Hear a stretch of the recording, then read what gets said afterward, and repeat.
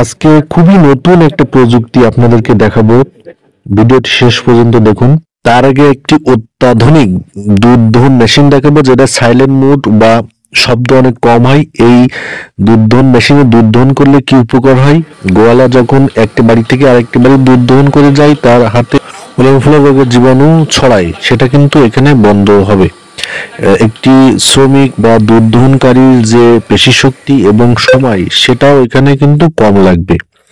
এছাড়া আমরা এই যে প্রাথমিক ট্রিটমেন্টের জন্য যে ল্যাব, এই ল্যাব থেকে একটি টিপ ডিপ কাপ, যেটা প্লাস্টিকের একটা পট দেখতে পাচ্ছেন, এবং ম্যাজডাসিন হার্বোফ্লিন একটা রিয়েজেন্ট নিয়ে এসছে, সেটা দেখাচ্ছে এখন। এটি এই পটের ভিতর ঢুকিয়ে পাঞ্চ করলে বা চাপ দিলে এই তরল রিয়েজেন্টটি উপরে উঠে আসে, এবং সেটা দিয়ে 4টি বাট চুবিয়ে দিলে বাটের উপরে একটি আবরণ পড়ে যায়। যে আবরণটি কি করে? উলানফুলা রোগের জীবাণু বাটের ভিতরে ঢুকতে বাধা তৈরি করে। আর এটি কিন্তু আজকের ভিডিওটির সেরা এবং প্রধান আকর্ষণ ছিল।